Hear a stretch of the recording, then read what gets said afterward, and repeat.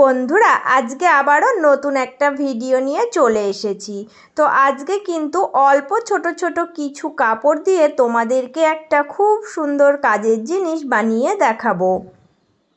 দেখো, যে কোনো ড্রেস বানানোর পর অল্প কিছু ছোটোখাটো টুকরো কাপড় পরেই থাকে, তো সেই কাপড়ের টুকরোগুলো আর কোনো কাজে লাগে না। তো এগুলো দিয়েও কিন্তু তোমরা টাকা ইনকাম করতে পারবে যদি একটু বুদ্ধি খাটিয়ে এই ছোটোখাটো কাজগুলো শিখে রাখো। তো এখানে দেখো, একদম অল্প কিছু কাপড়ের টুকরোই নিয়েছি। তো এই কাপড়ের টুকরোগুলো আমি কিন্তু লম্বালম্বি করে একটু কেটে নেব। দেখো, আমি মাপটা কিন্তু তোমাদেরকে দেখিয়ে দিচ্ছি। লম্বার এই মাপটা দেখো, আমি যতটা আছে ততটাই রাখবো, কিন্তু চওড়াটা তোমরা কিন্তু একই সাইজ নেবে। আমি এখানে 2 ইঞ্চি মতো চওড়া করছি, আর যতটা লম্বা থাকবে ঠিক ততটা লম্বাতেই কাটবো, কারণ একটু ছোট বড় সাইজের থাকলেই এই জিনিসটা বানাতে সুবিধা হবে। তো আমি এইভাবে করেই এই কাপড়ের টুকরো থেকে সরু সরু করে কেটে নেব।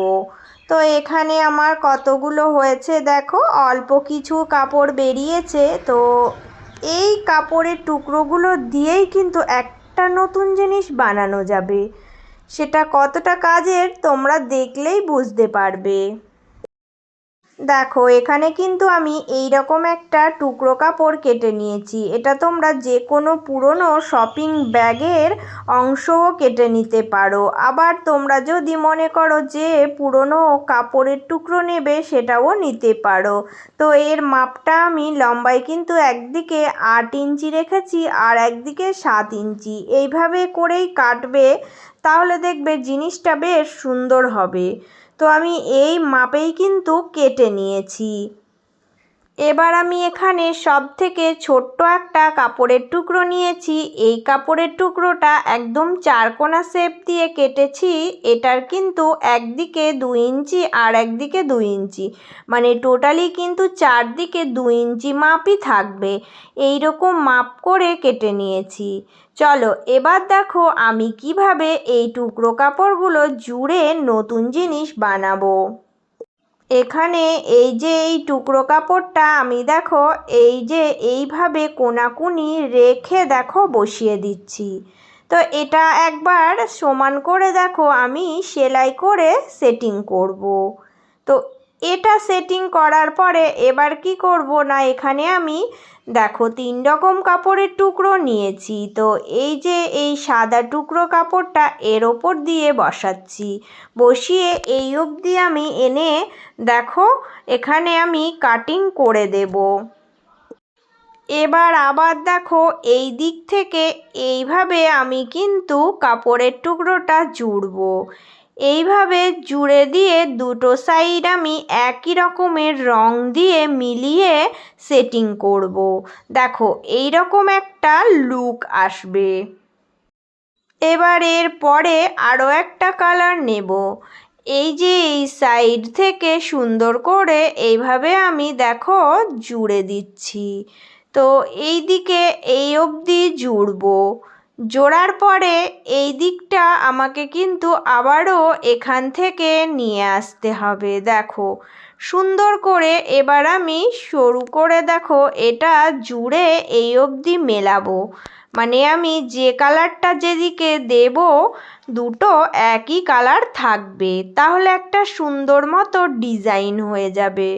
তো দেখো, এই দিক থেকে আমি সুন্দর করে এইটুকু মেলানোর পরে এটুকু যখন মেলাচ্ছি একটা সুন্দর ডিজাইন হয়ে যাচ্ছে। এবার আরও একটা কালার নেব। তো দেখো, একটা আমি এই রকম রং কালার দিচ্ছি আর একটা সাদা দিচ্ছি। এইভাবে করে আমি কিন্তু পরপর একই রকম প্রসেসে জুড়েই যাব। তো পুরোটা এইভাবে জুড়তে জুড়তে আমার একদম পুরো নিচ অবধি ভরাট হয়ে যাবে। এইভাবে তোমরা তোমাদের পছন্দ মতো যে কোনো কালার মিলিয়ে এই ডিজাইনটা তৈরি করে নিতেই পারো। তো এইভাবে চেষ্টা করবে যে লাইনটা যে কালার দেবে সেই লাইনটা সেই কালার দিয়েই মেলাবে, তাহলে ডিজাইনটা আরও বেশি সুন্দর লাগবে। তো আমি এইভাবে করেই ডিজাইনটা করেছি, তোমাদের সাথে জাস্ট টেকনিকটা শেয়ার করলাম। তো অনেক ছোট ছোট টুকরো কাপড় যখন পরে থাকে আমি কিন্তু সেগুলো ফেলি না, এইভাবে করে ছোটোখাটো জিনিস বানিয়ে ফেলি। এগুলো কিন্তু অনেক কাস্টমার কিনে নেয়। তো তোমরা যখন শুরু করবে এই রকম ছোটোখাটো কাজ দিয়ে শুরু করো, একটু কম দাম নেবে, দেখবে তোমাদের সাথে অনেকেই এগুলো কিনতে চলে আসবে।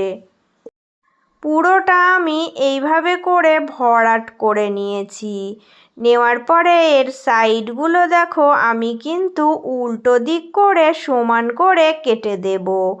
তো দেখো একটু মানে বাড়তি যে এক্সট্রা কাপড়ের টুকরো যেগুলো আছে সেগুলো একটু কেটে এর চৌকোনা যে শেপটা ছিল ওই শেপ দিলেই হয়ে যাবে, তাহলে জিনিসটা দেখতে ভালো লাগবে। তো এইভাবে করে আমি এটা দেখো রেডি করে নিলাম। দেখো এবার কিন্তু আমি এর সাইড দিয়ে একটা কাপড়ের অংশ দেওয়ার জন্য কেটে নেব। তো এখানে আমি এই সাদা কাপড়ের টুকরোটা নিয়েছি, আর যখনই সাইডে মুড়বে তখন তোমরা চেষ্টা করবে বাঁকাভাবে লাইন করে পট্টি কাটার, কারণ হচ্ছে বাঁকা বাঁকা পট্টি কাটলে সুন্দরভাবে সেটিং হয়ে বসে যায়।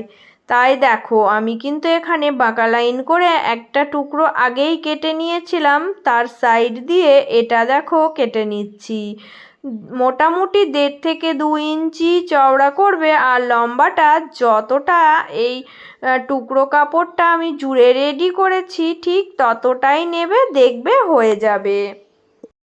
এবার দেখো আমি এটা উল্টো দিকে বসিয়ে এই যে এই পট্টি কাপড়টা জুড়ে দেব। একদমই সহজ নিয়ম, পট্টি কাপড় যখনই জুড়বে তোমরা কিন্তু উল্টো দিকে বসাবে। উল্টো দিকে জোড়া হয়ে গেলে একদম সোজা দিকে নিয়ে এসে মুখ মুড়ে সেলাই করে দেবে, তাহলে দেখবে পট্টি কাপড় সুন্দরভাবে বসে যাচ্ছে।